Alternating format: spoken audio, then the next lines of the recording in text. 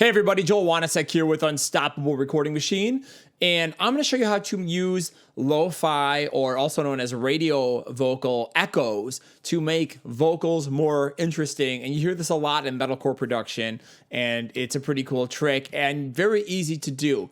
So it works like this. Maybe you've heard this effect where you'll hear a person, the vocalist, scream or sing a line, and then in between the pauses, those words will be echoed or repeated, but they'll be lo-fied and affected. So let's recreate this. Okay, so let's listen to this main vocal here, and then we're gonna lo-fi.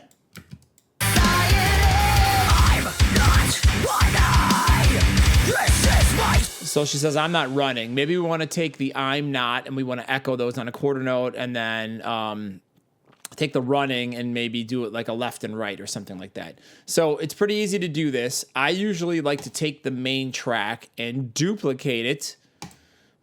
And the reason I do that is because it's got all the processing on it. So I'm going to, and the routing and stuff like that go into my main chain. So I'm going to delete all the audio files on this. I'm also going to recolor this so I know what it is. And I'm going to call it lo-fi echo. Like I said, there's a couple different ways to do this. But in principle, the easiest way is simply just to cut out the vocal that you want, bar snapped, and then move it the amount of time you want. So if I want to move a quarter note, I'm just going to copy it in, see, 1 quarter note over. So here's what it sounds like. It's just going to echo it. It's going to sound like a mess right now.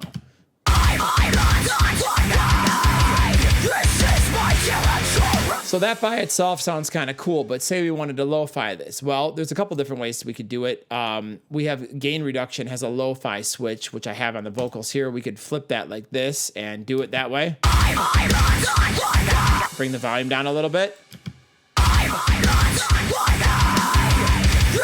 So that's one way we could do it. Let's keep that on, and let's do it with filters now. So we can take the filters in like this. Let's hear it.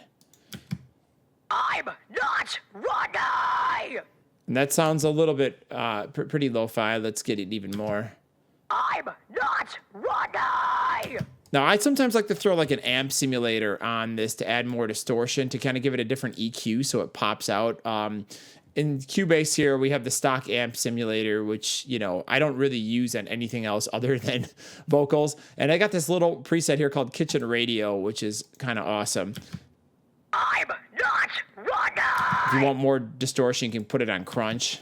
I'm not running. But I usually find you got to pull a little bit of like 2 to 3K out. I'm not running. There we go. And I'm going to give it a little bit more juice. I'm not running. Let's try crunch plus. I'm not running. And that sounds pretty differentiated. Now let's hear it in the mix.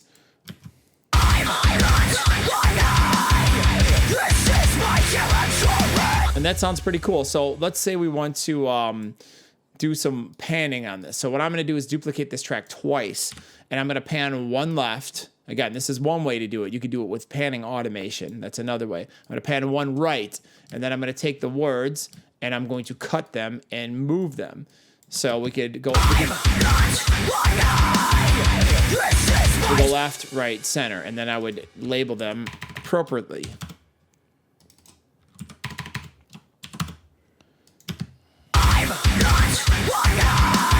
Maybe you want it up the middle, and you want to do the running left and right. And then maybe we want to even get more creative and have it go running, running. So let's try doing it like this, and experimenting some more. Okay, I didn't like the timing of that. Oh, I see what I did. Hold on. I should have cut it at the bar. That would have been smart. And then duplicate it. And let's try maybe this. Too confusing. Okay. We'll just do like the second part of the word, and we'll do it like that.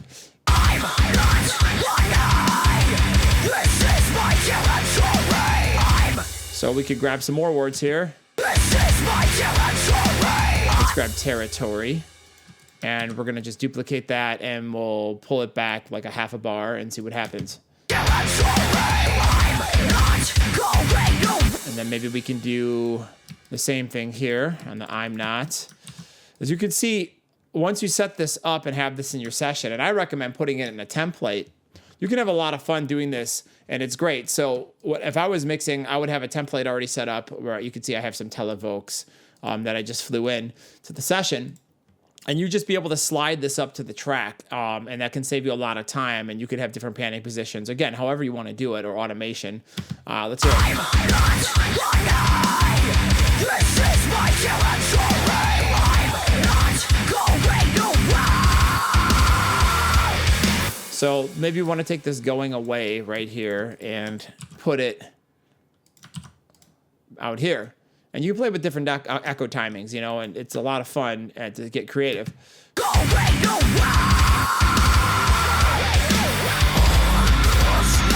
Maybe you want to bring it in.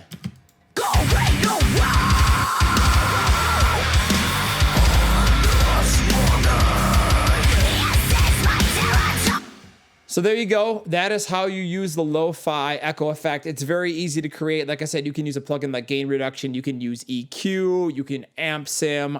You can create doubles of your tracks and pan them differently if you want to do that.